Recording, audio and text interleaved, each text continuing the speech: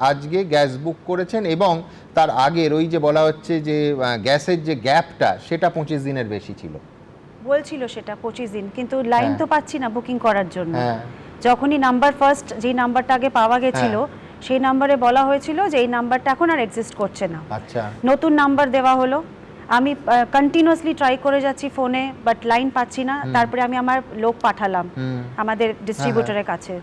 তো ডিস্ট্রিবিউটর একটা নতুন নাম্বার দিলেন, বললেন এটা রাত্রিবেলা 10টার পরে ট্রাই করবেন, লাইন পাবেন। আমি 10টা না, আমি 9:30 থেকে ট্রাই করা শুরু করলাম। Non stop I kept on trying till 11:30 12। আমি জেগেছিলাম কারণ আমার সিলিন্ডার দুটো আছে, একটা আমার শেষ হয়ে গেছে, একটা আমার রানিং। সো আমি তখনও পাইনি।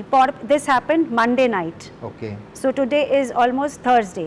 আমি আজ অবধি আমি কন্টিনিউস ট্রাই করে যাচ্ছি। যখন ফোন বাজাচ্ছি তখন ওরা প্রথমে বলছে যে এই নাম্বারটার কোনো অস্তিত্ব নেই। আবার যখন ট্রাই করছি একদম ব্ল্যাঙ্ক হয়ে যাচ্ছে। So this way from morning আমি যে কতবার ফোন করেছি, I can show you the call records. Ultimately fed up হয়ে গিয়ে আমি নিজে পার্সোনালি গেলাম। সো ওখানে আমার একটা দরকার ছিল, so I went. I thought আমি বুকিংও করে আসবো। মারাত্মক ভিড়, মানে ঢুকতে পাচ্ছি না।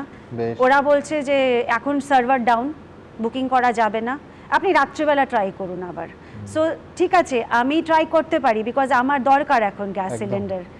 যখন আমি ট্রাই করতে পারবো না, ফোন পাচ্ছি না, কোথায় ট্রাই করবো আমি?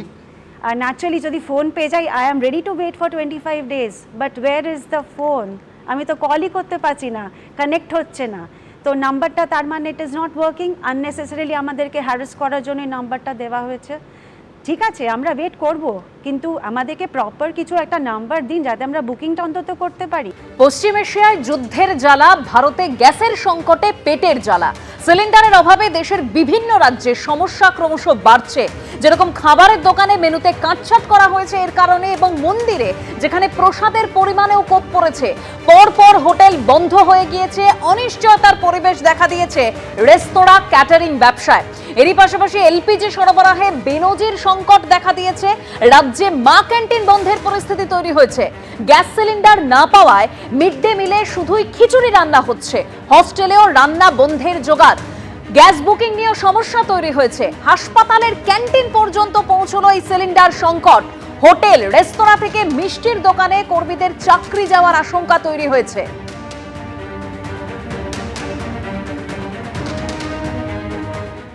আর এই এলপিজি ও সিএনজির সংকট দেখা দেওয়ায় বিভিন্ন পাম্পে লম্বা লাইন চোখে পড়ছে। আমি আবারও চলে যাব ঝিলম করঞ্জাই, আমাদের সঙ্গে রয়েছেন সরাসরি রুবির পেট্রোল পাম্প থেকে। ঝিলম, তুমি সেখানে ছিলে, পরিস্থিতি এখন কিরকম দেখছো? কোন রকম সংকট কি ওই পেট্রোল পাম্পে দেখা দিয়েছে? একদম, এর আগে যখন কথা বলছিলাম তখন এই জায়গায় যেখানে আমার সহকর্মী অভিজিৎ দত্ত দেখাচ্ছে, এইখানে সিএনজি ভরা হচ্ছিল এবং সেই ভরা যখন চলছিল তখন সিএনজি যোগান শেষ হয়ে যায় এবং তারপর আমরা দেখতে পাই যে সেই বাস দাঁড়িয়ে থাকে। পরবর্তীকালে আমার সহকর্মীকে দেখাতে বলবো, সামনে সিএনজির আরও একটি নতুন ট্যাঙ্ক এসছে এবং সেই ট্যাঙ্ক আসার পরে সেখান থেকে এখন মূল ট্যাঙ্কে সেই সিএনজির রিফিল করা হচ্ছে এবং সেই ট্যাঙ্ক আসার পরে এখন যেটা জানা যাচ্ছে যে এরপরে আবার এই যে কটা সরকারি গাড়ি দাঁড়িয়ে রয়েছে সেগুলোকে রিফিলিং শুরু হবে। যেটা বক্তব্য এখানকার কর্মীদের এবং যারা আসেন তাদের বক্তব্য যে সমস্ত সরকারি গাড়ির জন্য এই একটি মাত্র সিএনজি পাম্প রয়েছে এবং সকাল থেকে তারা অপেক্ষা করেন। আজকে সেখানে যারা এসছেন তাদের সঙ্গে আমরা কথা বলার চেষ্টা করব, দেখে নেব তারা কখন এসছেন। এই যে দেখতে পাচ্ছ আমার সহকর্মী যে দৃশ্য দেখাচ্ছে, সিএনজির যে নতুন ট্যাঙ্ক এসছে সেটা আসার পর সেটাকে রিফিল করার যে প্রক্রিয়া আবার শুরু হয়েছে। কথা বলবো, আপনি কখন থেকে এসছেন? আমরা 6টা 6:30 এসছি। প্রত্যেক দিনের এরকম এইখানে সরকারি গাড়ি ভরার, সিএনজি ভরার কি একটি মাত্র কেন্দ্র? হ্যাঁ, এখানে একটাই। শুধু রাজ্য সরকারি বাস নয়, পুরসভারও গাড়ি রয়েছে, তাদের সঙ্গে কথা বলবো। আপনারা কখন থেকে এসছেন? সকালে 6টা দিয়ে স্যার। তো এর আগে তো শেষ হয়ে গেছিল? হ্যাঁ, শেষ হয়ে গেছিল, ফের গাড়ি এসছে, ফের দিচ্ছে, দেওয়া স্টার্ট করেছে। তো এতক্ষণ অপেক্ষা করছেন, কাজ তো আটকে আছে আপনার? হ্যাঁ স্যার, ওয়ার্ড থেকে ফোন করছে স্যারকে, সিওকে বললাম আমরা। বুঝতে পারছো, এইখানে দেখতে পাচ্ছ আমার সহকর্মী অভিজিৎকে দেখাতে বলবো, কলকাতা মিউনিসিপ্যাল কর্পোরেশনের সলিড ওয়েস্ট ম্যানেজমেন্ট ডিপার্টমেন্টের গাড়ি। আমরা যেমন বলছিলাম যে রাজ্য সরকারের এসি বাস যেমন রয়েছে, লাইন দিয়ে দেখতে পাচ্ছ লম্বা লাইন, প্রত্যেকটা দেখা যাচ্ছে অনেকক্ষণ আগে এসছে সকালে একদম প্রথম দিকে যারা এসেছিলেন তাদের রিফিল হয়ে যাওয়ার পরে মাঝপথে আচমকায় রিফিলিং পদ্ধতি থমকে যেতে হয়, তার কারণ এইখানে তাদের যে সিএনজি সেটা শেষ হয়ে যায়। নতুন ট্যাঙ্ক এসছে এবং যেমন দেখালো আমার সহকর্মী অভিজিৎ, সেই ট্যাঙ্ক আসার পর এখন রিফিলিং পদ্ধতি প্রক্রিয়া আবার শুরু হয়েছে।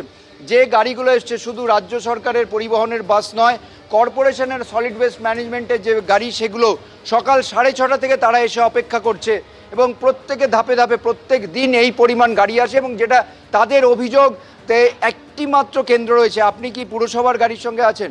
কখন এসছে? আমরা ভোর 5টার সময় এসেছি। তো এখন দাঁড়িয়ে আছেন কেন? রিফিল হচ্ছে না? না হচ্ছে না, এটা এখন একটা গাড়ি এসছে গ্যাস দিতে, গাড়িটা এসছে, আসার পরে ওরা আমাদেরকে গ্যাস দেবে, তারপরে আমরা যাব।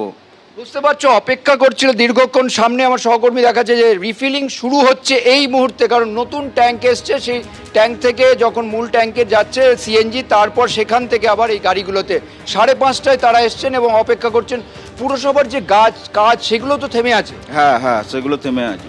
তো আপনাদের এই যে এতক্ষণ অপেক্ষা করতে হচ্ছে, কতগুলো গাড়ি আপনাদের এসছে? অনেক গাড়ি, 150 গাড়ি প্রায় ডেলি আসে আমাদের।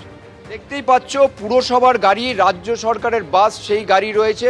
সব মিলিয়ে এইখানে একটি স্টেশনে পাম্প এত চাপ, ফলে ঘন ঘন এই রিফিলিং যে মূল ট্যাঙ্ক সেটা শূন্য হয়ে যাচ্ছে এবং তাদেরকে অপেক্ষা করতে হচ্ছে। ধন্যবাদ ঝিলম।